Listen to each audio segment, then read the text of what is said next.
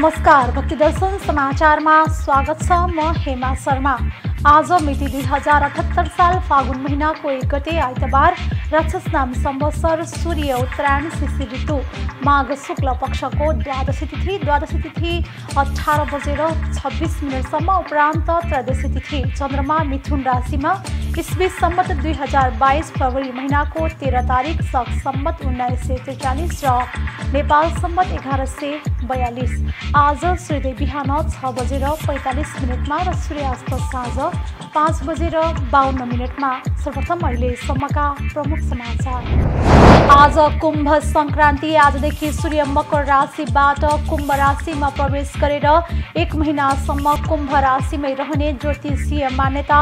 फागुन लागेसँगै हिउँदको निरन्तरताको चिसो हराउँदै बिरुवाहरूमा बिस्तारै नयाँ पालुवा लाग्दै जाने।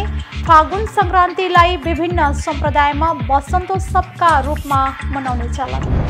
आज माघ शुक्ल पक्षको द्वादशी तिथि भीष्म द्वादशी वैदिक सनातन धर्मावलम्बीहरूले विशेष रूपले मनाउँदै बाल ब्रह्मचारी प्रतिज्ञालाई दृढतापूर्वक पालना गरेका भीष्म महाभारत कालदेखि आजसम्म पनि उत्तिकै जनमानसमा सम्झिरहने पात्रका रूपमा विख्यात। कुनै काम इच्छा र प्रतिज्ञा पूरा गर्नुलाई भीष्म प्रतिज्ञाको रूपमा लिने चलन। वैदिक सनातन धर्मशास्त्र अनुसार आइतबारको दिन सूर्यदेवको पूजा गर्ने चलन। आइतबार सूर्यदेवतालाई अर्घ दिएर पूजा गर्नाले समाजमा आदर र सम्मान पाउने तथा आँखा तथा छाला सम्बन्धी रोग निको हुने विश्वास। यस दिन सूर्यको मन्त्रलाई जप गर्नाले कुण्डलीमा भएको सूर्य दोषको कुप्रभाव नपर्ने धार्मिक मान्यता। आज फेब्रुअरी महिनाको 13 तारिक विश्व रेडियो दिवस। रेडियो र विश्वास भन्ने नाराका साथ विश्वभरि विभिन्न कार्यक्रम गरी विश्व रेडियो दिवस मनाउँदै रेडियोप्रतिको विश्वास बढाउने र रेडियोलाई थप प्रभावकारी बनाउने लक्ष्यका साथ यस दिवसको वर्ष 2022 को संस्करण केन्द्रित। 1 महिने श्री सोस्तानी तथा माधव नारायण व्रत उत्तरार्धमा पुगेसँगै साली नदीमा दर्शन तथा स्नान गर्न जानेको घुइँचो। पौष शुक्ल पक्षको पूर्णिमाका दिनदेखि सुरु भएको 1 महिने श्री सोस्तानी तथा माधव नारायण व्रत माघ शुक्ल पूर्णिमा अर्थात् यही फागुन 4 गते समाप्त हुँदै सरकारद्वारा गाँजालाई औषधिका रूपमा प्रयोग गर्न कानुनी मान्यता दिने गृह कार्य सुरु। मन्त्रालयले कार्यविधि तयार गरी औषधिजन्य प्रयोगको बाटो खोले पनि प्रतिबन्ध नै फुकुवा गर्न भने ऐन संशोधन वा नयाँ तर्जुमा गर्नुपर्ने त्यसको निर्माणको प्रक्रिया समेत अघि बढाउने सरकारको तयारी।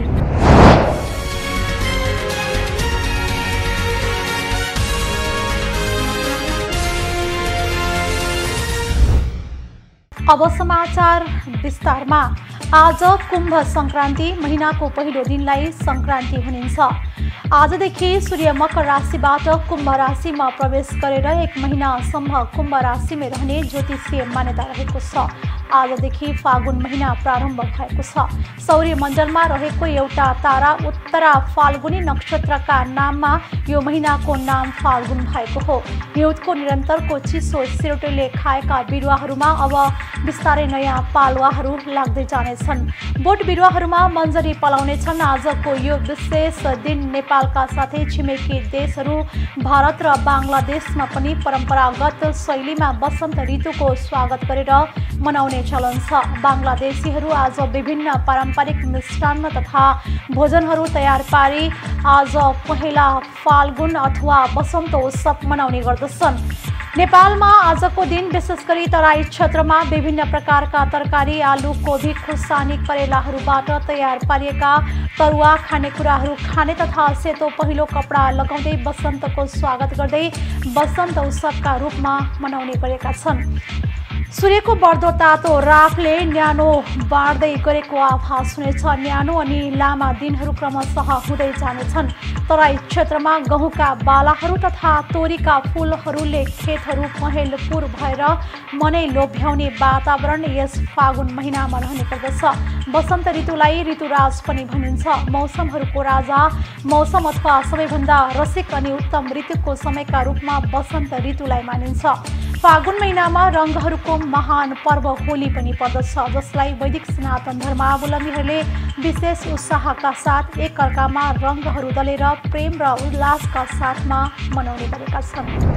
आज माघ शुक्ल पक्षको द्वादशी तिथि भीष्म द्वादशी वैदिक सनातन धर्मावलम्बीहरूले विशेष रूपले मनाउँदैछन्। भीष्म महाभारतकालीन प्रसिद्ध नायक मानिन्छन्।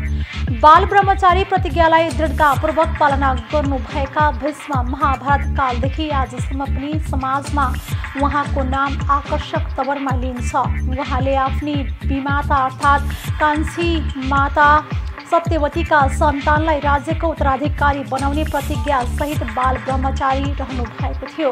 उहाँले आजीवन विवाह नगर्ने प्रतिज्ञा जाहेर गरेर त्यही प्रतिज्ञामा दृढ रहनुभयो। त्यसैले कुनै काम इच्छा र प्रतिज्ञा पूरा गर्नुलाई भीष्म प्रतिज्ञाको रूपमा लिन्छ।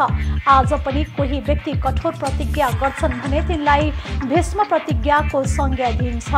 माघ शुक्ल द्वादशीलाई भीष्म द्वादशी भनिन्छ। यो दिनलाई महाभारत काल र उनै दृढ प्रतिज्ञा भीष्मसँग जोडिन्छ। उत्तरायण लागेपछि इच्छा मरण लिनुभएका भीष्म पितामहको मृत्यु संस्कार पाण्डवहरूले आजका दिन गरेको धार्मिक मान्यता छ। भीष्म अष्टमीबाट सुरु भएको भीष्म पञ्चक व्रत आजको दिन समापन हुन्छ। एक दिन अगाडि भीमा एकादशीको व्रत लिएका व्रतालुहरूले विधिपूर्वक भगवान विष्णुको आराधना गरेर व्रत तोड्ने गर्दछन्। भीष्म द्वादशीको दिन विष्णु सहस्र नाम स्तोत्र पाठ गर्ने र विष्णुको कीर्तन गर्ने चलन छ। चन्द्रवंशी राजा शन्तनु र गङ्गाका पुत्र देवव्रत पछि भीष्म पितामह हुनुभएको हो। भीष्मको प्रतिज्ञा, ज्ञान, लक्ष्य अनि जीवनले आजसम्म पनि मानव समुदायलाई नयाँ आयाम र ज्ञान दिइरहेको छ। वैदिक सनातन धर्मशास्त्र अनुसार हरेक दिन वा बार कुनै न कुनै भगवानको पूजा गर्ने गरिन्छ। आइतबारको दिन सूर्यदेवको पूजा गर्ने दिनको रूपमा मानिन्छ। धर्मशास्त्रमा उल्लेख भए अनुसार आइतबार सूर्य देवतालाई पूजा गर्नाले विशेष गरी समाजमा आदर र सम्मान पाउने विश्वास रहेको छ। साथै यस दिन सूर्यको मन्त्रलाई जप गर्नाले कुण्डलीमा भएको सूर्य दोषको कुप्रभाव नपर्ने मान्यता रहेको छ। आइतबारको व्रतका लागि बिहान छिट्टै उठेर स्नान गर्ने, शुद्ध पवित्र वस्त्र धारण गरेर दियो कलश गणेशको पूजा गरेर तामाको कलशमा जल, सिन्दुर, रातो पुष्प, रातो चन्दन, अक्षता, सखर आदि राखेर पूर्वतिर फर्केर सूर्यलाई अर्घ दिनुपर्दछ। यसरी सूर्यदेवलाई जल चढायो भने कुण्डलीमा भएको दोष नाश भएर शुभफल प्राप्त हुने बताइएको छ। यसरी पूजा र अर्घ दिइसकेपछि दिनभर जलाहार वा फलाहार व्रत उपवास गरेर साँझमा 12 सुते बत्ती घिउमा बालेर आरती गरी एक छाक शुद्ध सात्विक भोजन प्रसाद अलिनो खानुपर्ने नियम रहेको छ। नुनलाई यस व्रतमा वर्जित मानिएको छ। यसरी सूर्यको उपासना गरेमा सूर्यको शुभफल प्राप्त हुने धार्मिक विश्वास रहिआएको छ। आज फेब्रुअरी महिनाको 13 तारिक विश्व रेडियो दिवस। रेडियो र विश्वास भन्ने नाराका साथ विश्वभरि विभिन्न कार्यक्रम गरी विश्व रेडियो दिवस मनाइँदैछ। रेडियोप्रतिको विश्वास बढाउने र रेडियोलाई थप प्रभावकारी बनाउने लक्ष्यका साथ यस दिवसको वर्ष 2022 को संस्करण केन्द्रित रहेको छ। यस दिन विश्व सञ्चार जगतमा रेडियोले दिएको योगदान र त्यसले समाजमा ल्याएको परिवर्तनलाई सम्मान स्वरूप संसारभरका रेडियो कर्मीहरूले विश्व रेडियो दिवसको रूपमा मनाउने गरेका छन्। मानव सभ्यताको विकास अनि परिवर्तित प्रजातान्त्रिक अभ्यासमा अघि बढ्दै गरेको संसारलाई जनमनमा प्रभावकारी सूचना प्रवाहमा रेडियोको महत्त्वपूर्ण योगदान रहेको छ। रेडियोले एउटा इतिहास बोकेको छ। सन् 1894 मा इटालीका वैज्ञानिक जी मार्कोनीले रेडियोको आविष्कार गरेपछि आजसम्म रेडियो र यसका संरचनाहरूले धेरै प्रविधिमय आयाममा परिवर्तन ल्याइसकेका छन्। एउटा अद्भुत आविष्कार जसले एउटाले बोलेको आवाज अथवा ध्वनि तारविहीन रूपमा अन्य ठाउँमा रेडियोको माध्यमबाट सुन्न सकिन्थ्यो। सञ्चारको माध्यममा यो एउटा क्रान्ति नै थियो। सामान्यतः 20 हर्जदेखि 20 किलो हर्जसम्मको ध्वनि तरङ्ग मानिसले सुन्न सक्दछ, तर यो परिधि बाहिरका रेडियो तरङ्गहरूलाई हामी रेडियो मार्फत सुन्दछौँ। सन् 2011 मा युनेस्कोले विश्व समुदायका लागि निरन्तर रूपमा प्रभावकारी सञ्चारको माध्यम बनेर सस्तो र सशक्त ढङ्गले दिएको योगदान स्वरूप यससँग जुटेका सम्पूर्ण रेडियोकर्मी र श्रोताहरूको सम्मानमा आजको विशेष दिनलाई विश्वभर विश्व रेडियो दिवसको रूपमा मनाउने घोषणा गरेको हो र यसकै निरन्तरता स्वरूप आज 9औं विश्व रेडियो दिवस विश्वका रेडियोकर्मी र यससँग जुटेका अरबौं श्रोताका लागि विशेष बनेको छ। नेपाली परिवेशमा पनि रेडियोको बेग्लै विशेषता छ। बढ्दो प्रविधिसँगै अन्य धेरै सञ्चारका साधनहरू थपिए पनि रेडियोको आफ्नै महत्त्व र उपयोगिता रहेको छ। रेडियो एउटा यन्त्र या साधन मात्र नभई एउटा विश्वास पनि हो। यस वर्ष रेडियो र विश्वासको अवधारणा वरिपरि रहेर विश्व रेडियो दिवसको सन् 2022 को संस्करण केन्द्रित रहेको छ। एक महिने श्री स्वस्तानी तथा माधव नारायण व्रत उत्तरार्धमा पुगेसँगै साली नदीमा दर्शन गर्न जाने तथा स्नान गर्न जानेको घुइँचो बढेको छ। पौष शुक्ल पक्षको पूर्णिमाका दिनदेखि सुरु भएको एक महिने श्री स्वस्तानी तथा माधव नारायण व्रत माघ शुक्ल पूर्णिमा अर्थात् यही फागुन 4 गते समाप्त हुनेछ। सनातन कालदेखि धार्मिक रूपले अति महत्त्वपूर्ण मानिने श्री स्वस्तानी व्रत तथा माघ महात्म्य अन्तर्गत श्री स्वस्तानी व्रत एक महिनासम्म बडो आस्थाका साथमा मनाउने गरिएको छ। वैदिक सनातन धर्मावलम्बीहरूले एक महिनासम्म चोखो रही घर घरमा एक महिनासम्म श्री स्वस्तानी कथा वाचन तथा श्रवण गर्ने गर्दछन्। एक महिनाभर व्रत कथाका 31 अध्यायहरू पाठ गरिन्छ।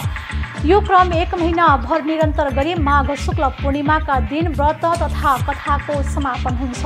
महिला पुरुष दुवैले समान रूपमा यो स्वस्तानी कथा श्रवण गर्दछन्।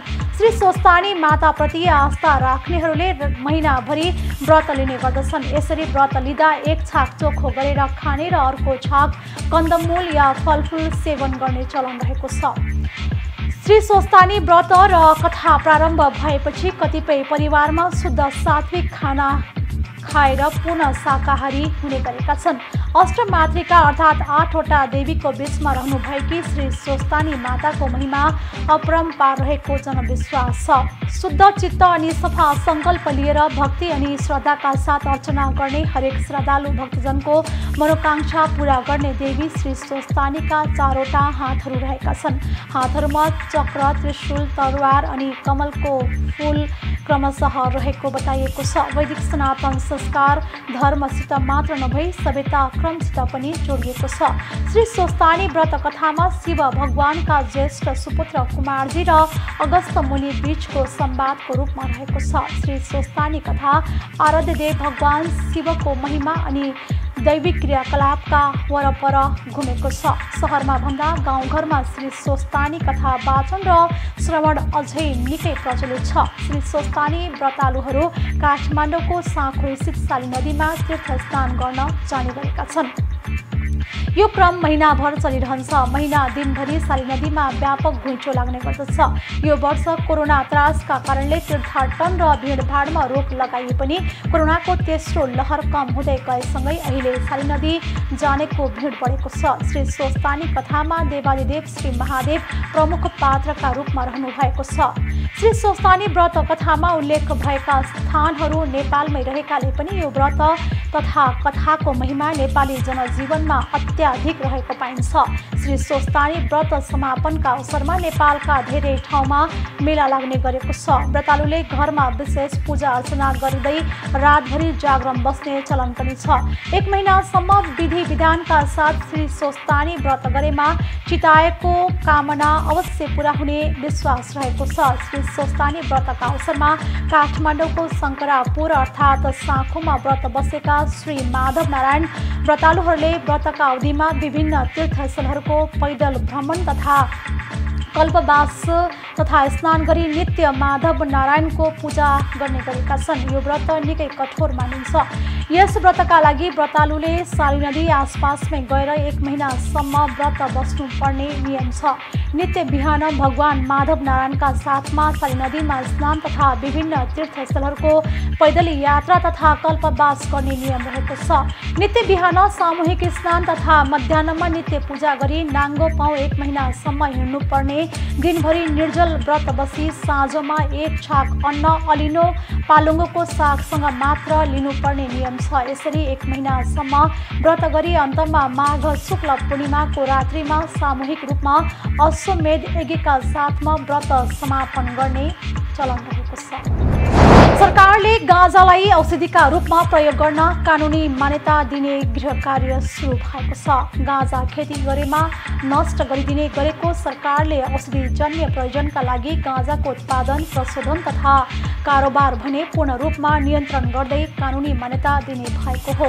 हाल नेपालमा गाँजालाई लागु औषधका रूपमा राखी उत्पादन र प्रयोगमा प्रतिबन्ध लगाइएको छ। लागु औषध नियन्त्रण ऐन 2033 मा गाँजालाई लागु औषध उल्लेख गरी उत्पादन र प्रयोगमा प्रतिबन्ध लगाइएको हो। औषधि प्रयोजनका लागि अनुसन्धान गर्ने अनुमति उक्त ऐनमै रहे पनि कार्यविधि नबन्दा सो प्रावधान लागू हुन सकेको छैन। गृह मन्त्रालयले गत सोमबार सार्वजनिक गरेको गृह प्रशासन सुधार कार्ययोजना 2078 मा गाँजालाई औषधिको प्रयोजनका लागि प्रयोग गर्न कार्यविधि बनाएर स्वीकृति दिने उल्लेख गरेको थियो। मन्त्रालयले कार्यविधि तयार गरी औषधिजन्य प्रयोगको बाटो खोले पनि प्रतिबन्ध नै फुकुवा गर्न भने ऐन संशोधन वा नयाँ तर्जुमा गर्नुपर्ने हुन्छ। त्यसको निर्माणको प्रक्रिया समेत अघि बढाउने तयारी सरकारले गरेको छ।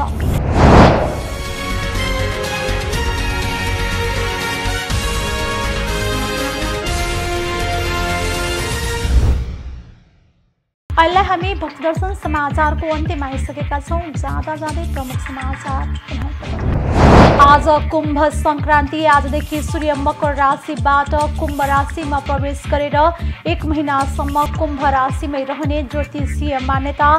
फागुन लागेसँगै हिउँदको निरन्तरताको चिसो हराउँदै बिरुवाहरूमा बिस्तारै नयाँ पालुवा लाग्दै जाने। फागुन संक्रान्तिलाई विभिन्न सम्प्रदायमा वसन्तोत्सवका रूपमा मनाउने चलन।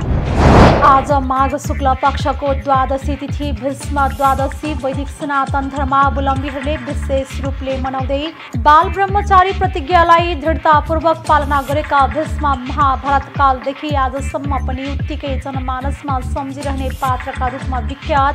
कुनै काम इच्छा र प्रतिज्ञा पूरा गर्नुलाई भीष्म प्रतिज्ञाको रूपमा लिने चलन।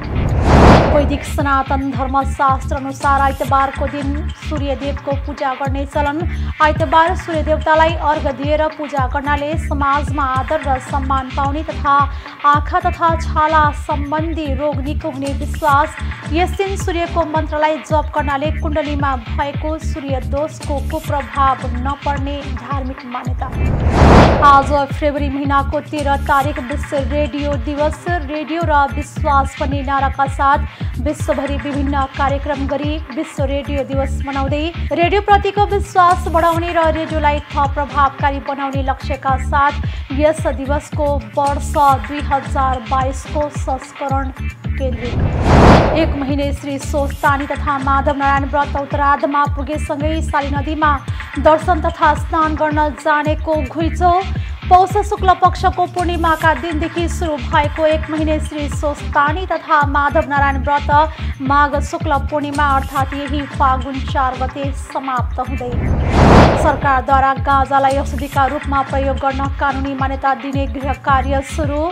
मन्त्रालयले कार्यविधि तयार गरी औषधिजन्य प्रयोगको बाटो खोले पनि प्रतिबन्ध नै फुकुवा गर्न भने ऐन संशोधन वा नयाँ तर्जुमा गर्नुपर्ने त्यसको निर्माणको प्रक्रिया समेत अघि बढाउने सरकारको तयारी।